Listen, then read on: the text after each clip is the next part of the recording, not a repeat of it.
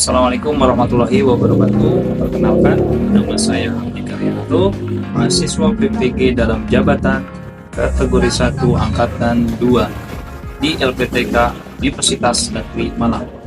Saat ini saya bertugas di SMK Pustek Mitra Tiga Raksa. Dalam kesempatan ini, saya akan membagikan praktik baik atau best practice dengan metode STAR. Selamat menyaksikan. Kali ini saya akan menjelaskan laporan best practice menggunakan metode STAR, situasi, tantangan, aksi, refleksi hasil, dan dampak terkait pengalaman mengatasi permasalahan peserta didik dalam pembelajaran. PPG dalam jabatan kategori 1 Angkatan 2 tahun 2023 di LPTK Universitas Negeri Malang. Adapun lokasi sekolah yang digunakan yaitu SMK Swasta Pustek Mitra Tiga Raksa Tangerang, Sekolah Menengah Kejuruan. PPL siklus 2 dilaksanakan pertemuan pertama yaitu Senin tanggal 13 November 2023, sedangkan pertemuan kedua dilaksanakan Senin tanggal 20 November 2023. Tujuan yang ingin dicapai dalam praktek baik ini yaitu meningkatkan motivasi belajar peserta didik dengan cara mengintegrasikan media dan model pembelajaran inovatif berbasis TIFEC pada kelas 10 TJKT pada materi Cloud Computing. Situasi, kondisi yang menjadi latar belakang masalah, mengapa praktek ini penting untuk dibagikan, apa yang menjadi peran dan tanggung jawab Anda dalam praktek ini. Yang pertama, guru belum mengimplementasikan media pembelajaran inovatif sesuai dengan karakteristik topik materi. Yang kedua, guru belum melaksanakan kegiatan pretest dan posttest menggunakan media interaktif. Yang ketiga, pembelajaran hanya berpusat pada guru.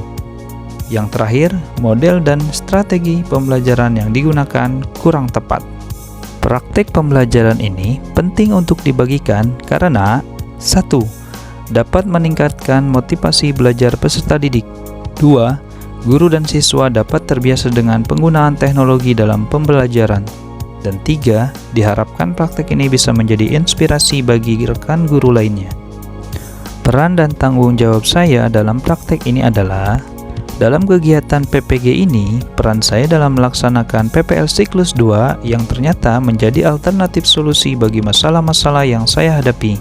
Adapun solusi yang tepat untuk menyelesaikan masalah yaitu guru menerapkan model pembelajaran problem based learning berbasis TIFEC dengan menggunakan media interaktif quizzes pada materi teknologi cloud computing.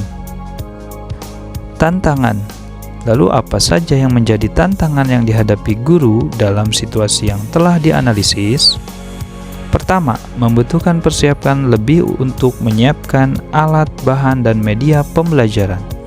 Yang kedua, perlu adanya ketersediaan komputer atau handphone dan fasilitas internet. Ketiga, beberapa siswa masih menyalahgunakan penggunaan gawai untuk keperluan hiburan. Dan yang terakhir, memerlukan waktu yang cukup panjang dalam kegiatan pretest dan posttest.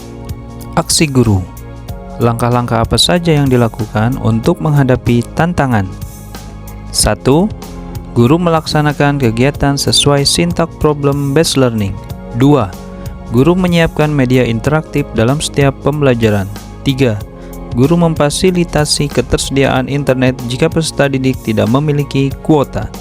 4. Guru memberikan pemahaman supaya siswa bijak dalam menggunakan teknologi dalam pembelajaran. Dan yang terakhir, kegiatan pretest dan posttest dilakukan dengan memberikan timer pada setiap soal menggunakan media interaktif. Strategi yang digunakan yaitu penerapan inovasi menggunakan model pembelajaran problem based learning berbasis TIFEC, terutama pada kegiatan diskusi kelompok dan asesmen individu baik pretest maupun posttest menggunakan media interaktif quizzes.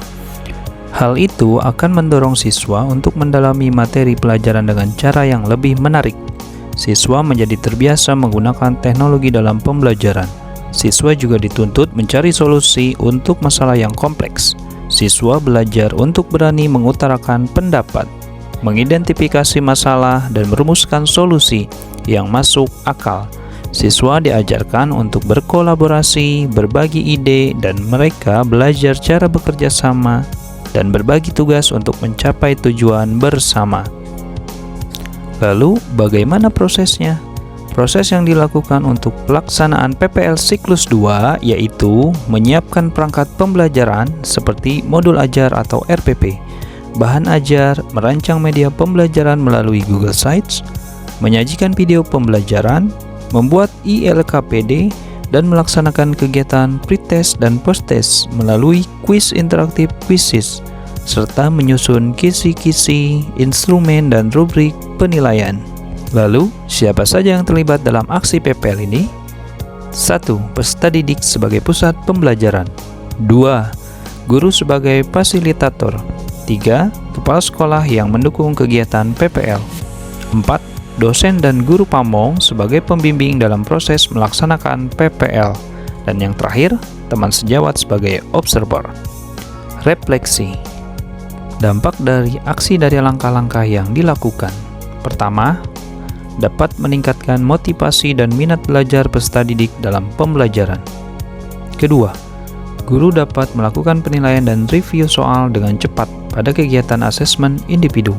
Yang ketiga, guru dan peserta didik mulai terbiasa memanfaatkan teknologi dalam kegiatan pembelajaran. Dan yang keempat, media pembelajaran yang digunakan sudah berbasis TIPEK, sehingga menjadikan pembelajaran lebih variatif dan menarik. Lalu, apakah hasilnya efektif? Tentu saja, hasilnya sangat efektif karena pertama, siswa menunjukkan sebuah respon positif bahwa kegiatan pembelajaran lebih menarik dan tidak monoton. Dan yang kedua, motivasi belajar siswa meningkat sehingga berpengaruh terhadap hasil belajarnya. Lalu, bagaimana respon orang lain terkait strategi yang dilakukan? Pertama, respon peserta didik sangat senang dan antusias jika dilihat dari form refleksi yang diisi melalui Google Form. Yang kedua, peserta didik sangat senang dengan media interaktif yang disajikan seperti video pembelajaran dan kuis interaktif Quizizz. Dan yang ketiga, respon teman sejawat begitu positif karena mereka ingin menggunakan Quizizz untuk kegiatan pretest dan posttest. Lalu, poin apa saja yang menjadi faktor keberhasilannya? Pertama, kemampuan guru dalam memilih model dan mendesain pembelajaran. Yang kedua, penguasaan guru terhadap media pembelajaran dan langkah-langkah pada rencana pembelajaran. Yang ketiga, kesiapan peserta didik dalam mengikuti kegiatan pembelajaran. Dan yang keempat, dukungan kepala sekolah dan teman sejawat yang turut membantu. Kesimpulan dari keseluruhan proses pembelajaran. Setiap inovasi harus terintegrasi dengan baik dalam kurikulum dan materi yang diajarkan. Penggunaan platform Quizizz bisa mempermudah guru dalam melakukan asesmen individu.